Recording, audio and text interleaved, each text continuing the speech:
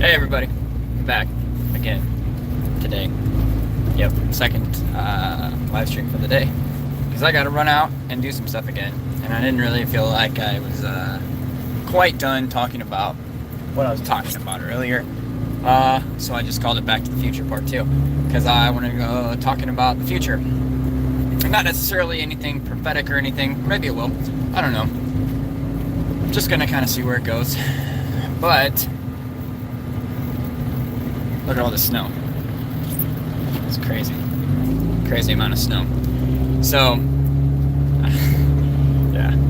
Anyways, I wanted to talk some more about what my vision for the future is and just getting away from society. Firstly, because like we homeschool our kids. We have 4 children, maybe more, so coming in the future. Don't really know yet. So, kind of leaving that one on the table. Currently, my wife and I are saving up for hopefully getting her tubes untied soon, because we made that decision back when we were kind of younger, and we thought that 4 kids was going to be enough, and we were just like kind of satisfied with that at the time, and now we've kind of realized that that may not be entirely what we want out of life. I'm going to hopefully not die here as I try to get out on the road. Yeah, it's a slope there and lots of snow. But so that's one of the things that we want to accomplish, because we don't really feel like we should limit God's provision. And children are a blessing, so I want to have more kids. And that's one of the things we're saving up for.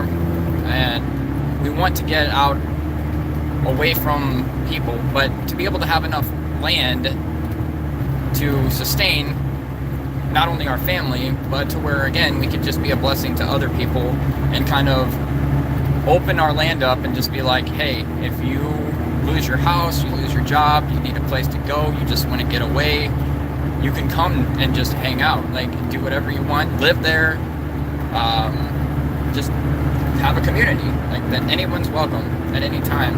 Just kind of open our doors and just entertain whoever. It could be for Bible-related things or not. It doesn't really matter to me. But we just want to help people and have that be a goal of ours, to just build that off the grid.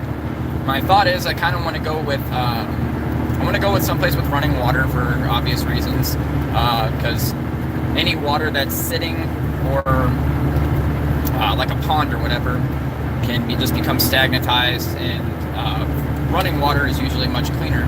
And I can produce hydroelectric power with running water. And as long as I have a certain amount of drop and I can force the water through pump, I can generate hydropower. So that's one of my bigger conditions. I obviously want to have woods, cover, and just enough buildable area to where you could build multiple houses on it. It doesn't necessarily have to be like I was talking about earlier, like 300 plus acres or anything, but I mean, that's kind of what we want.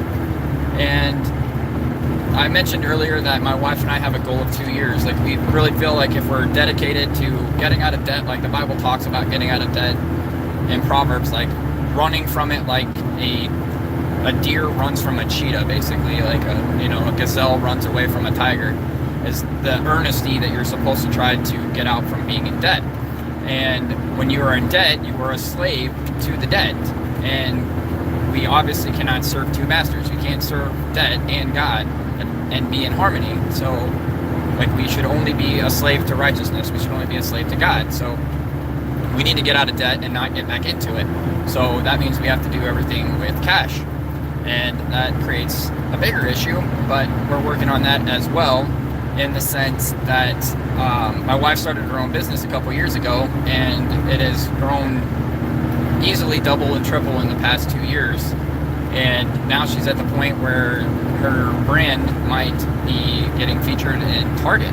So, like, she might be able to, she's in talks right now with one of the big reps for Target. So if she gets that, then we could potentially be a huge deal for us. And like, God has tremendously blessed us with her business, and that is just an awesome thing, that she can run a business from home, homeschool my kids, and still be able to function as a wife and a mother. So, I mean, it's just been a huge blessing, and God has given her so much success, and I'm super proud of her. I tell her all the time.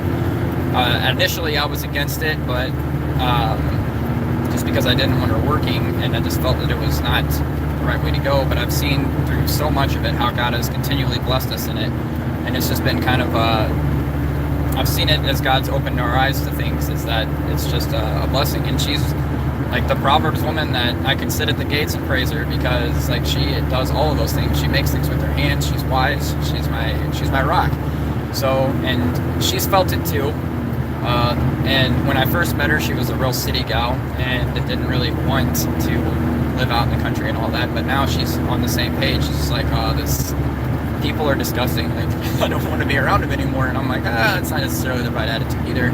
But like, I'm of the same mind. The farther we can get away from huge population centers, the better. I don't like living near a lot of people, and the military has made me even more wary of people, and just being overseas and everything and coming back, and you just get a completely different perspective on life and how to defend yourself. Like, it's very eye-opening, to say the least. And people who have never served in the military or have never gone overseas, it's very different than what it is here, and you don't really have anything to relate it to, so I can't describe it any differently than that. Because before I went overseas, I would have never had any idea how to describe that reality to someone else. So if you haven't ever been out of the country and you've never seen anything other than here, it's very eye-opening, to say the least. So like, I look for defensible positions more than anything, and it's not that I fear what man can do to me. I don't. Like, that's not the point of it. The point of it is to be able to look at it and say that it's wisdom and taking God's word at what it says,